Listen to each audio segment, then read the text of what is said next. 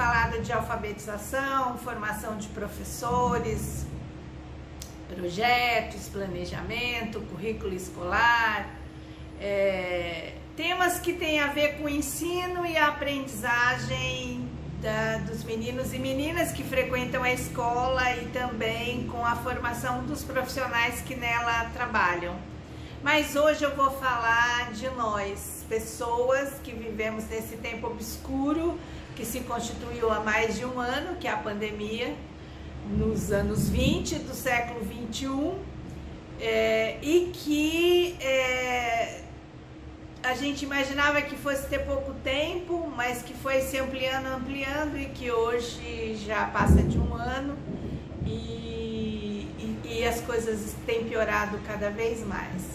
Nada do que eu puder dizer aqui é desconhecido de vocês, mas o que eu queria comentar sobre as dificuldades que estamos enfrentando, do ponto de vista pessoal, profissional, de todos os pontos de vista, na verdade, é que muitos de nós estão experimentando a posição de funcionar na contramão pela primeira vez, né?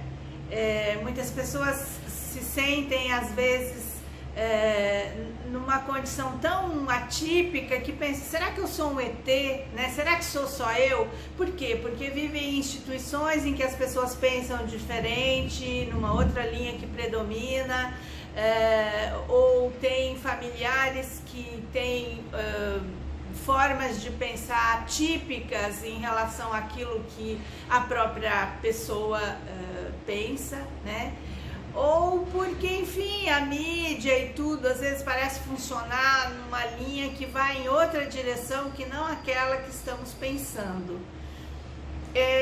Esse lugar, né, que alguns autores chamam de um lugar de outsider, de alguém que está na contramão do estabelecido. Um dos autores que trata disso é o Norbert Elias, que eu gosto bastante. É um lugar que só é possível ocupar se tivermos uma rede de parceiros, de companheiros, que hoje, por todas as razões que vocês sabem, só pode ser uma rede virtual, né? Porque não temos a possibilidade do encontro físico. Mas ter essa possibilidade de se juntar com outros parecidos, né, que pensam parecido, que nos tire dessa condição estranha de que será que eu sou então ou diferente ou errado, né? Isso é fundamental, é o único jeito que vai poder nos fazer encontrar caminhos e luzes no fim do túnel, que certamente existem, né? Assim, junto, nos fortalecendo uns aos outros, nos empoderando pela convicção de que estamos do lado certo da história e que esse é o melhor lugar para estar hoje, né? E não faz sentido enfiar a cabeça debaixo do buraco, como muitas pessoas têm feito, não querendo saber das notícias, não querendo saber do tamanho da encrenca, porque a realidade é essa, e é nos fortalecendo com a consciência do tamanho dos problemas é que a gente pode enfrentá-los, e sempre juntos, né? Eu tenho defendido muito a ideia de amigos críticos, que são pessoas que pensam bem junto, que se ajudam umas às outras, né? Que fazem as coisas parecerem muito mais sustentáveis do que se cada um tiver em solidão, quieto no seu canto, sem se juntar com ninguém, né? Então, esse lugar de viver na contramão, que muitos estão experimentando pela primeira vez, é um lugar que só é possível, volto a repetir, ocupar, com a certeza de que temos outros companheiros, assim como nós, pares, e que constitui uma comunidade, ainda que esteja dispersa do ponto de vista físico, mas que está coesa do ponto de vista do encontro virtual, pelo menos, se procurarem umas às outras e se constituírem em grupos e tudo mais, né?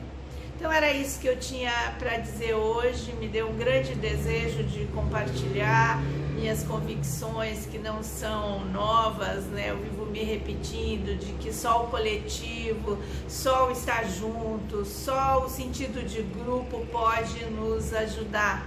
E aí eu quero ler um trecho da minha tese, né, que foi defendida já há algum tempo, em 2015, mas que eu gosto muitíssimo. Eu gosto especialmente hoje em dia, porque parece, lamentavelmente,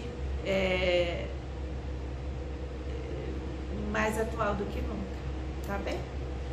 Se vivemos tempos difíceis e estamos na travessia para outros que nem sabemos quais são, se em muitos casos temos vazios no olhar por falta de acontecendos que sirvam de âncora para encarar os acontecendos, melhor ter não apenas esperança, mas convicção.